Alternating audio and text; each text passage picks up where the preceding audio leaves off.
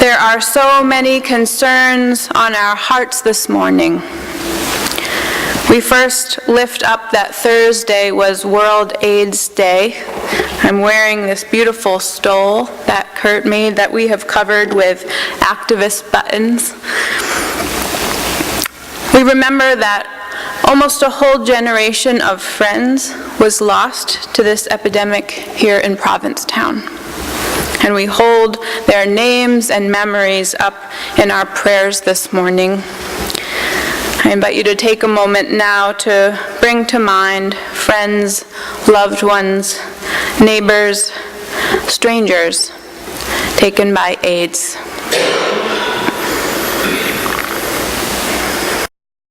Lift up all the other personal joys and sorrows of our hearts, all the losses we have felt this week, all the hope, all the moments of connection, and all the disappointments of disconnection and misunderstanding. May we be gentle with ourselves and each other as we navigate all the emotions of living this life together with others. And finally, we join the thousands of people around the country and the world today who are responding to the call from the Standing Rock Sioux for an interfaith day of prayer in solidarity with the water protectors there. Thank you, Natalie, for lighting that candle, and I'm happy that your children are back safely. We have received an invitation from Chief Arvel Looking Horse, spiritual leader of the Lakota, Dakota, and Nakota nations, to join in this interfaith day of prayer. Some have answered by going to Standing Rock. Some are answering by leading prayers all around the world in their home communities. Chief Looking Horse says, "The hearts of all people's faiths must now unite in believing we can change the path we are now on. We from the heart of Turtle Island have a great message for the world to unite for our children's future. Already we have witnessed how many nations of life are now dying because of contamination. Those that swim, those that crawl, those that fly, the plant nation, the four-legged, and now the two-legged. We are asking the religious people to come and support our youth, to stand side by side with them, because they are standing in prayer. If you can find it in your heart, pray with them and stand beside them," he asks. The police department and the National Guard would listen to each and every one of you. This is a very serious time we are in, he says. I know in my heart there are millions of people that feel that this is long overdue. It is time that all of us become leaders to help protect the sacred upon Mother Earth. She is the source of life and not a resource. As we know from WAVE, a member here, the nonviolent water protector movement at Standing Rock is deeply rooted in prayer. Each day at the Oseti-Sakowin camp, activists are challenged and inspired to live a more prayerful and faithful life. They awake with prayers, dine with prayers, go to rest with prayers, and pray continuously throughout the day. The camps at Standing Rock are based on the conviction that prayer, especially collective prayers, can help to protect our living water. Your prayers, along with your other kinds of support, mean the world to this movement. So we take a moment now to collectively lift up our prayers for the safety, sustainability, and victory of the water protectors at Standing Rock. May we count ourselves in that number today as we hold our precious water all native peoples and their lands, and all water protectors in our hearts. Amen. It's called Waiting, a Story for Hanukkah by Reverend Lynn Unger. Rachel went outside and looked up at the sky again. Had the sun gotten any lower in the trees? It was hard to tell. Why did sunset have to take so long? The neat pile of presents, one for each night of Hanukkah, had been stacked in her parents' room for days. Rachel herself had chosen the candles to put in the menorah for this first night of Hanukkah. Yellow for the shamash at the center, and one blue for the first night, and the menorah was in the windowsill, ready to be lit. The dreidel and a pile of pennies were already on the table, ready to play when the time was right, which wasn't going to be until after the sun went down, which seemed like it was never going to happen. "Rachel," her dad shouted from the kitchen, "come here." "What?" "I've peeled the potatoes for the latkes, but they need to be grated. That's your job." "Dad," Rachel sighed, "wouldn't it be quicker to just use the food processor?" "Sure, but the blade is too coarse and they wouldn't be as good. Besides, I remember grating potatoes for Hanukkah latkes with my mom. I want you to do it with me. And it will give you something to do while you wait, besides wandering outside every 5 minutes. "Dad," asked Rachel, picking up a potato, "why do we have to wait for sundown? What's the point? I want to light the candles now." "Well, for starters," her father replied, "Jewish holidays always start at sundown. You know that. But that's only one piece. For another, do candles show their beauty the best in the light or in the dark?" "The dark, I guess." "And think about the Hanukkah story. Isn't that a story about waiting?" "No, it isn't." Rachel was maybe just a little more firm than was strictly necessary, but she went on. "When the Maccabees saw how their people were being treated by the Greeks, they didn't just wait around while everyone's rights got trampled on. They got weapons. They took to the hills to fight, and they won. That is the exact opposite of waiting. They saw a problem, and they did what they had to do to fix it." "I see your point," said her father. "But think about the rest of the story. What happened then?" "Then they went back to the temple, and they didn't wait around. Nope. They saw that the Greek rulers had made a mess of the place, and so everybody pitched in to clean it up and get it ready for worship. And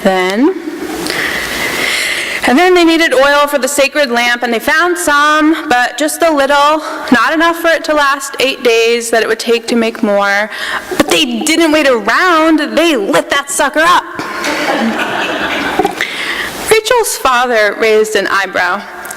"I'm not sure 'sucker' is how we traditionally refer to the eternal flame. But okay, and then what?" "Then, I guess, they waited to see when the light would go out."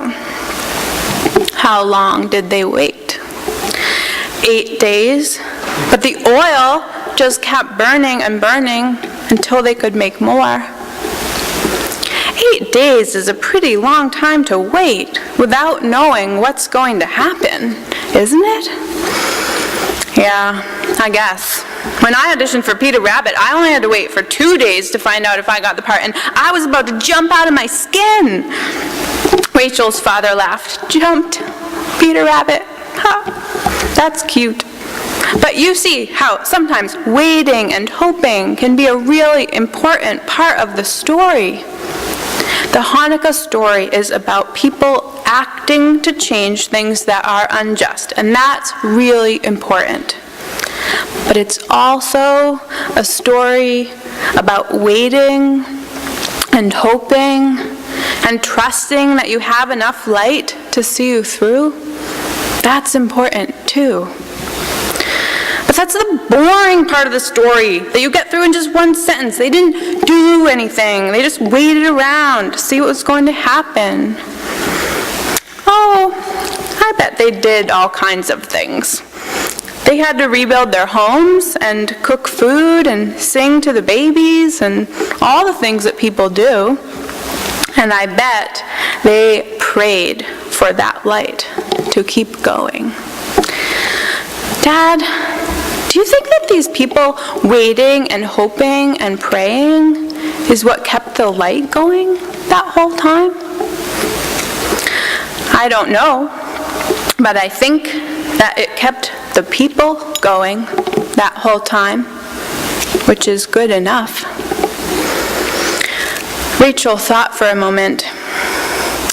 So waiting is something you do.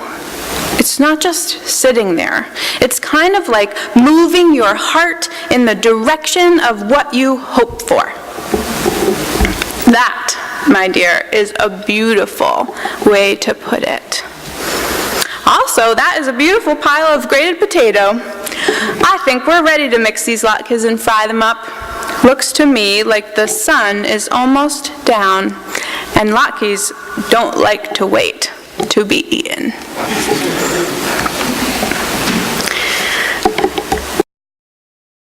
Waiting to go on. It must be under all the struggle we want to go on. It must be that deep down we are creatures getting ready for when we are needed.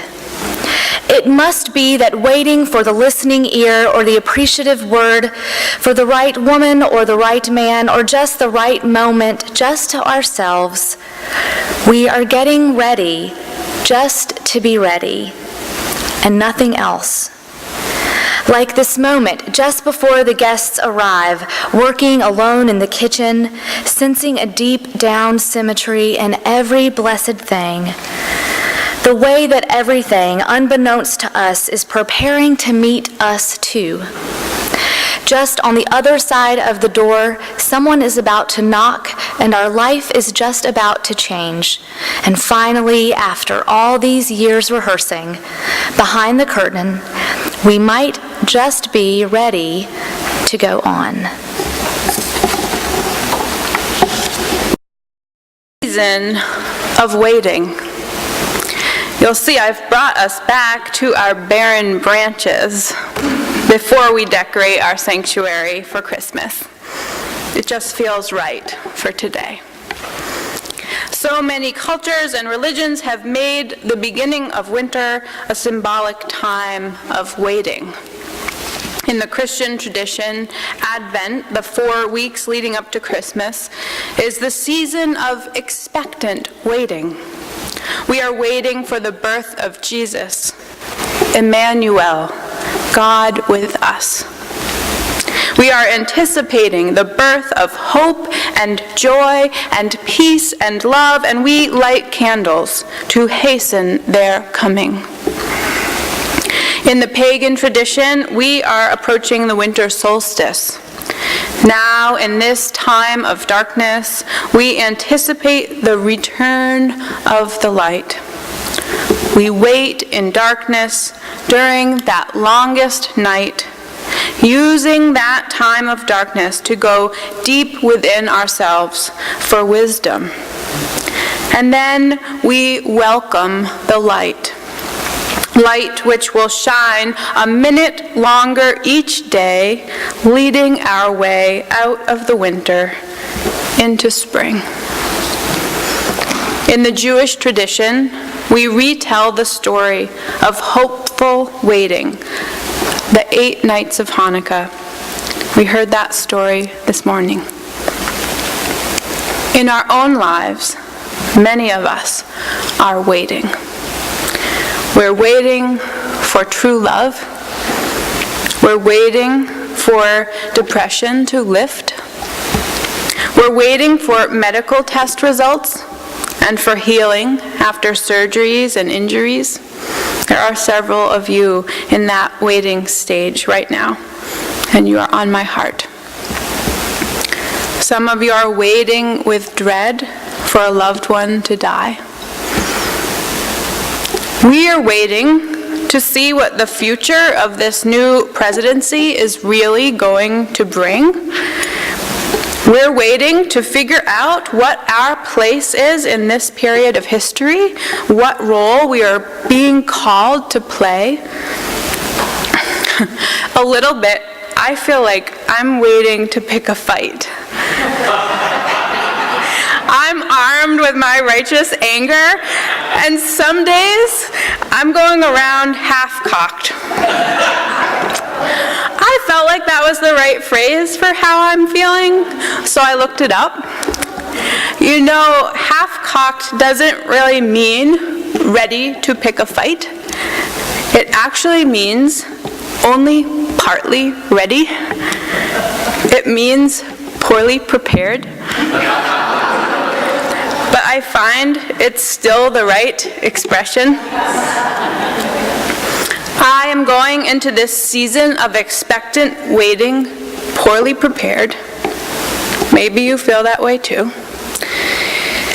The good news is that, especially at this time of year, there are so many spiritual resources at our disposal to settle us into that expectant waiting in a way that can be productive and not just impatient.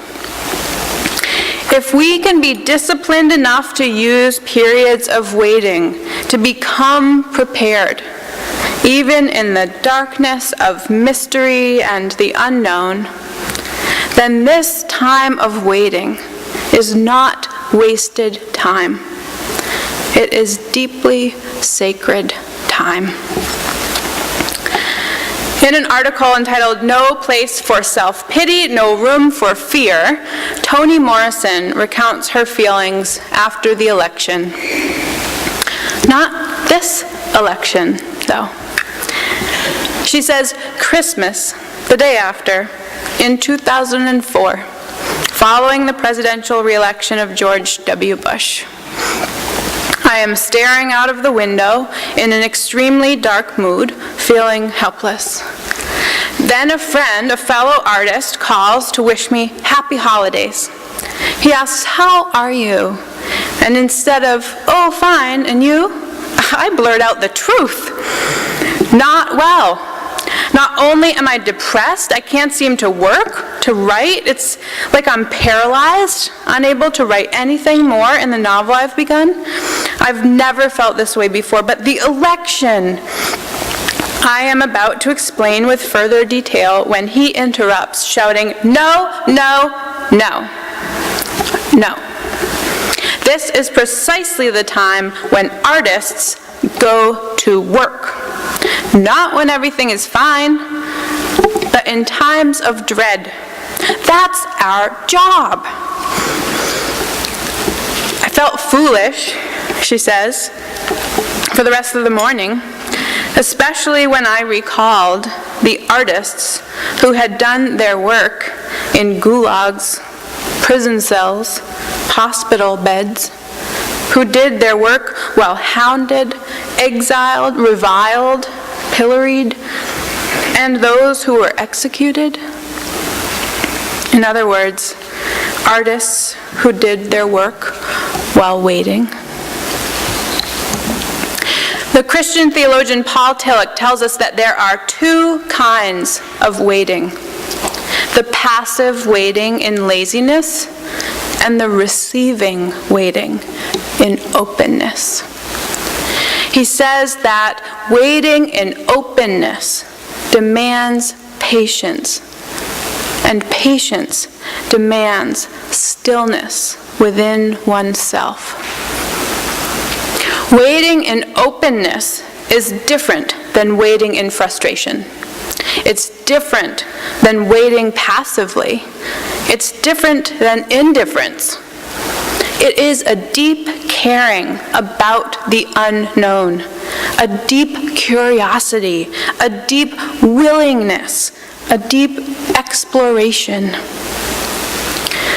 Unitarian Universalist minister and theologian Tom Owen Toole offers 3 pieces of advice for waiting. First, be perceptive. Really look at your life and see what can be, not simply what has been. Look beneath the surface, beyond the literal, and behind the ruts you may find yourself in. Second, be conceptive. Create something entirely new in that darkness of unknowing. Dream out of the box in collaborative, exciting ways that bring beauty and amazingness to your life. Third, be receptive. Open your spirit to the gifts that just might emerge from your newfound patience with yourself and the world in this time of waiting. Perceptive, conceptive, receptive. Charismatic Christian author and speaker Joyce Meyer says, patience is not simply the ability to wait, it's how we behave while we're waiting. I'm guessing she doesn't mean going around half ready to pick a fight. So, we know our task. My question is, should we all become hermits until March? I mean, it's a big task. Expectant waiting. It's going to take some soul searching. So should we go deep inside ourselves to do this work to the exclusion of being in community? My answer is no. We need each other vitally during this time. Being together might actually make the difference between frustratingly anticipatory waiting and that productive, generative, contemplative, formative waiting that we long for. My colleague, Reverend Peter Friedrichs, reminds us that waiting is not a solitary pursuit. We need partners, collaborators in our waiting to remind us of who we are and who we can yet become, to walk with us in our waiting, coaxing forth our emptiness, our vulnerability, our readiness and willingness to accept what the future holds. In the Bible, he reminds us, in the story of Mary's pregnancy, she is not alone. Elizabeth, her friend and companion, also pregnant, walks the path with her, helping her to keep hope alive. Together, they celebrate the sacrament of waiting. Dad, do you think that these people waiting and hoping and praying is what kept that light going the whole time? I don't know. But I think that it kept the people going that whole time, which is good enough. Amen. And blessed be.